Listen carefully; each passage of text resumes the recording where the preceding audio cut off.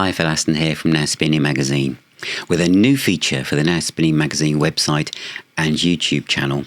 And this new feature is called Chart Watch and New Release News. I've covered lots of things on CD sales and vinyl sales and talked about various different things about the market share and how physical music is doing. And those videos have always been really popular. And in fact, with the CD just reaching its 40th birthday, me and Charlie White are going to do a new feature on the CD as a podcast in about a week's time. But this feature, Chart Watch, New Release News Roundup, will be almost a weekly feature. In fact, it probably will be a weekly feature. It'll just be a quick overview of what's going on in the UK music biz, and I'll try and focus it on the kind of albums and music that I know that you, the readers and viewers and listeners, like to know about. But also I will touch on other things if I feel it gives you an insight into how physical media is doing across all genres and demographics. I'm going to be sharing my screen a bit, so please bear with me as I click buttons and find my way around this. So here we go with the first one. So we are actually in week 36, but I want to roll back to week 35 because I want to look at what was number one in the album charts in the UK. Now it's really fluid now, the album charts, compared with the ye olde days of records that used to hang around forever, although some of them you'll see do hang around for a while. But anyway, I wanted to focus on the new album by Muse as it was then, straight in at number one. And the album is Will of the People on Warner's. And the reason why I focus is I like Muse. I've not heard them on the channel, but it's interesting the kind of, the sales and how this has worked out for them.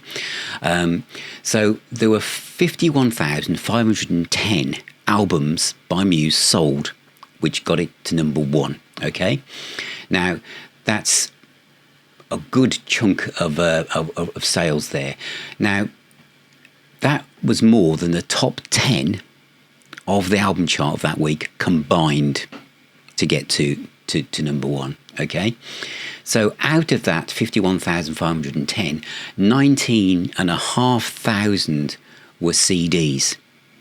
Okay, and 18,500 were vinyl albums, and then there were 6,500 cassettes. I wonder how many of those were bundled in with special editions. Less than 4,000 downloads and less than 3,000 streams. So the Muse fan base really like to buy things and hold them in their hands. But what's interesting is that the mix was literally CDs were higher than vinyl.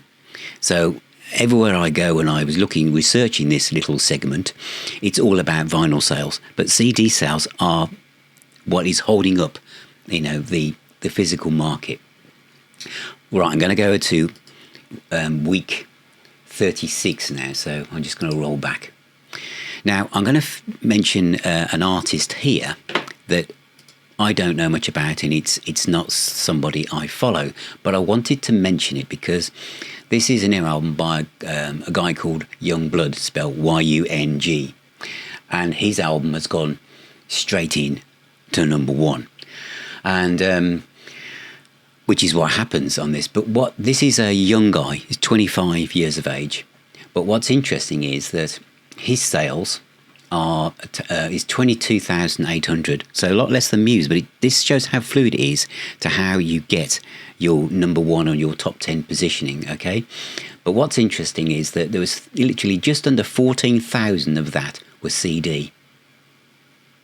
So it's 14,000 copies of this guy's album was on CD, and 5,000 was on vinyl, and 1,800 on cassette, and the rest 1,600 on stream. So this is a young artist with a young demographic, and nearly all the sales were on CD. So that's 14,000 on CD to 5,000 on vinyl, which I think is really interesting.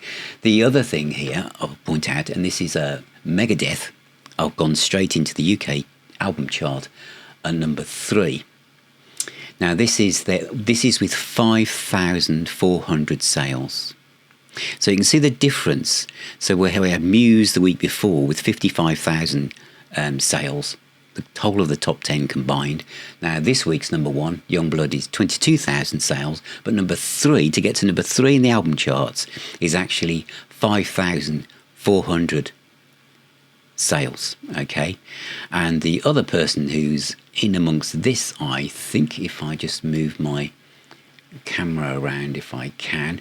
So we've got Megadeth there, and as I said, Muse have dropped down. Steve Hackett, that's who I want to mention. Now Steve Hackett has gone in at number 28 in the UK charts. Now to get to number 28 in the UK charts, he has sold 2,748 albums in the first week of release, and I imagine nearly all of those are on CD and vinyl. So it's really interesting that, you know, that's what you're kind of looking at for sales figures. That's number 28.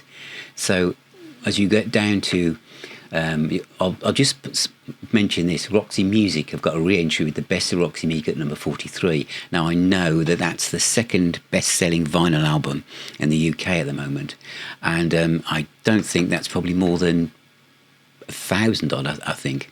Now on this chart here, what I wanted to show you, I'm just going to move myself out of the way if I can, bear with me, right, is that this is the market statistics at the bottom of the chart here for the number of albums sold this year to date and this week, etc.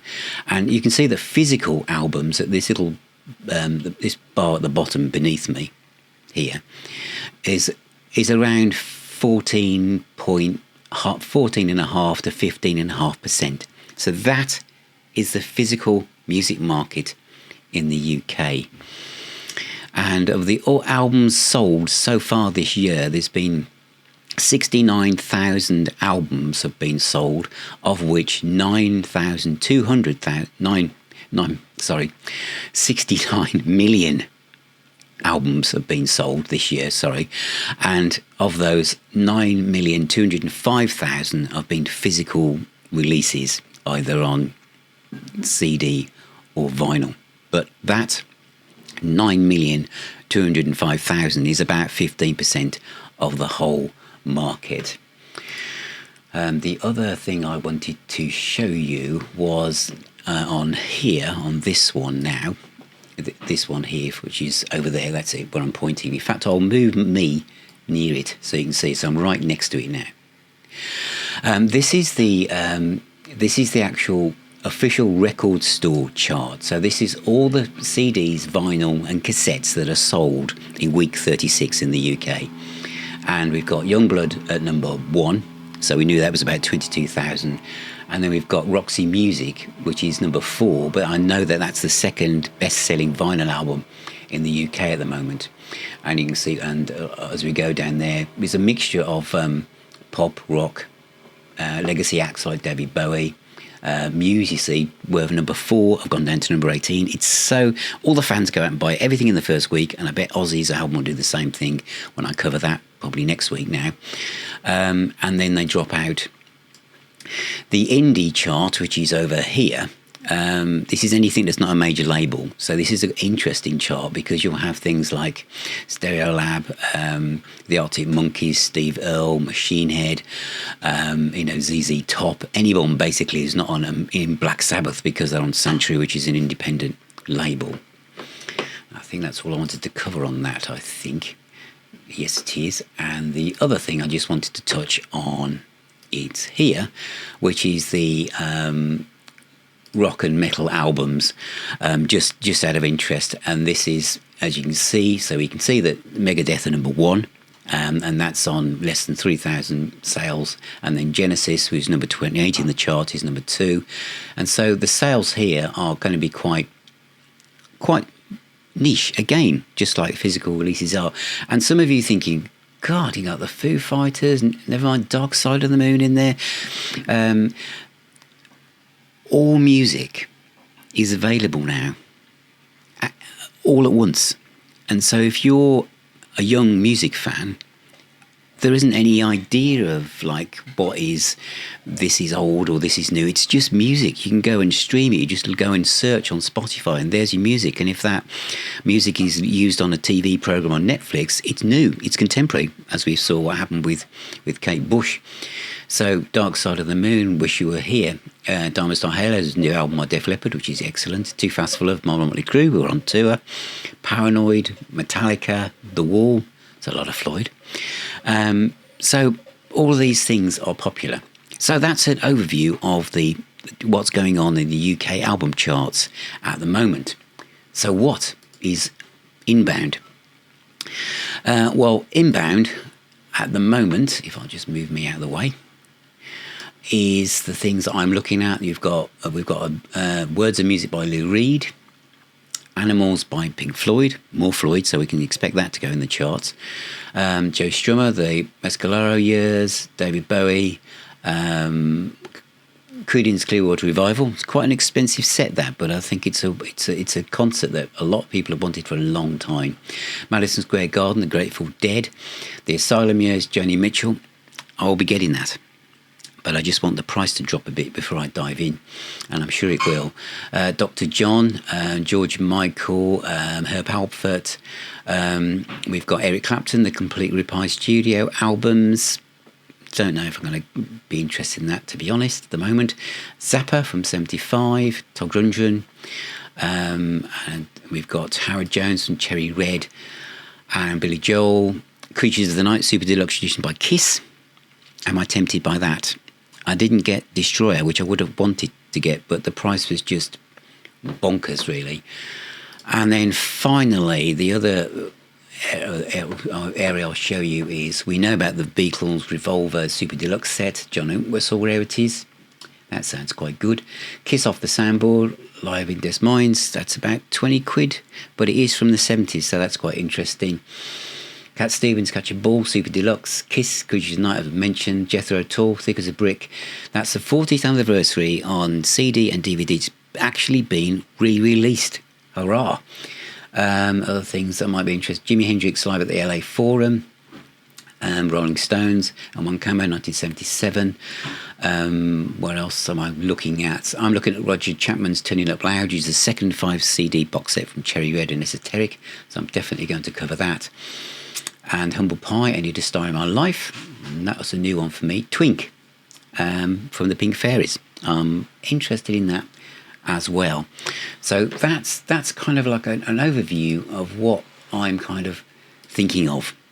So I hope you found that interesting. So I'm going to do this every week and just have a quick overview of what's going on and pick out some key albums that I hope for you, my audience watching and listening and reading, will be interested in, and talk about that, and then show you any things that I think you might be interested in to add to your collections. So thank you very much for watching. Thank you for subscribing and sharing my videos and the website and everything else. And if you want to find out more how you can support me, the link to Patreon is below, and I shall see you on my next video. Thank you.